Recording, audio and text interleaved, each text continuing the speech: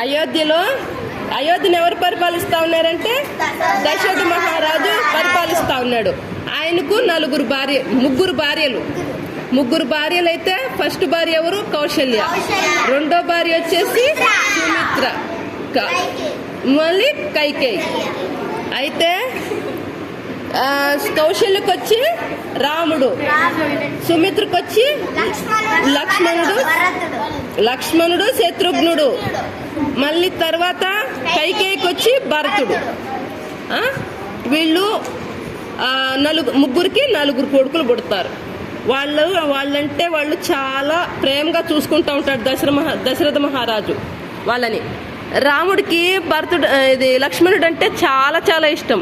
అట్లే భరతుడికి కూడా శత్రుఘ్నుడు అంటే ఇష్టం. శత్రుఘ్నుడికి భరతుడు అంటే ఇష్టం. వాళ్ళు పడుకునేటప్పుడు ఎట్ట పడుకుంటారు? రాముడి దగ్గర లక్ష్మణుడు పనుకుంటాడు, భరతుడి దగ్గర శత్రుఘ్నుడు పనుకుంటాడు. అట్లా వాళ్ళు చిన్నప్పటి నుంచి పెరుగుతూ వస్తారు. తర్వాత ఏమైంది? వాళ్ళు గురుకులంలో చదువుకుంటూ ఉంటారు. చదువుకునేటప్పుడు విశ్వామిత్రుడు వస్తాడు. విశ్వామిత్రుడు వచ్చి ఏం చెప్తాడంటే దశరథ మహారాజుతో, మహారాజా మీ రాముణ్ణి నాతో పాటు పంపించండి అని చెప్తాడు.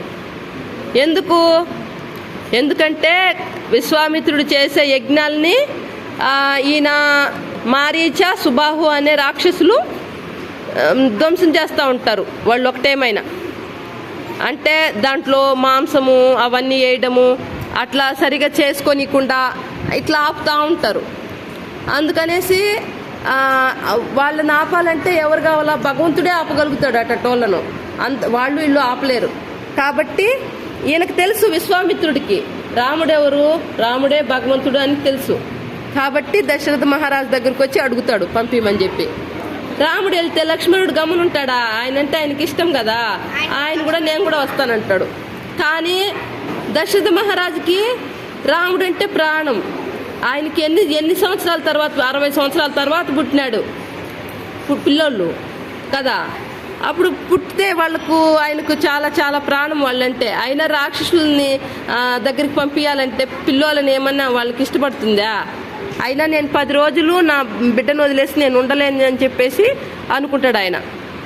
ఇంకా సరే నేను వస్తాను ఆ రాక్షసుల్ని ఎదుర్కోవడానికి అని చెప్తాడు. సరే నీకోసం నేను రాలేదు, నువ్వు మీ కొడుకుని ఇస్తావా లేదా అని అడుగుతాడు.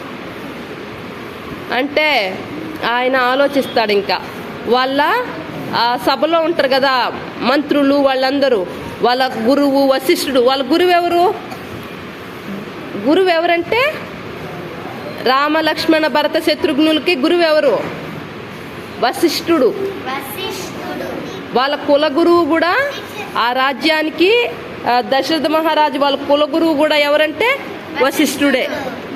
వశిష్ఠుడిని, వాళ్ళ రాజ్యంలో వాళ్ళ మంత్రుల్ని అందరినీ అడుగుతాడు, ఇట్లా పంపించమంటున్నాడు, ఎట్లా చేద్దామంటే వశిష్ఠుడుండి పంపించండి విశ్వామిత్రుడితో, ఆయన ఇంకా చాలా చాలా విద్యలు నేర్పిస్తాడు కాబట్టి పంపించండి అని చెప్తాడు, నచ్చ చెప్తాడు.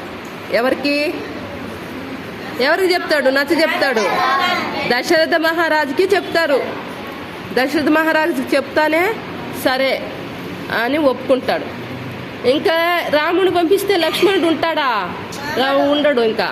ఇంకా నేను కూడా వస్తానని ఆయన కూడా ఇద్దరు కలిసి విశ్వామిత్రుడితో పోతారు. సరే, ఇంకా మిగతా భాగం రేపు చెప్పుకుందామా?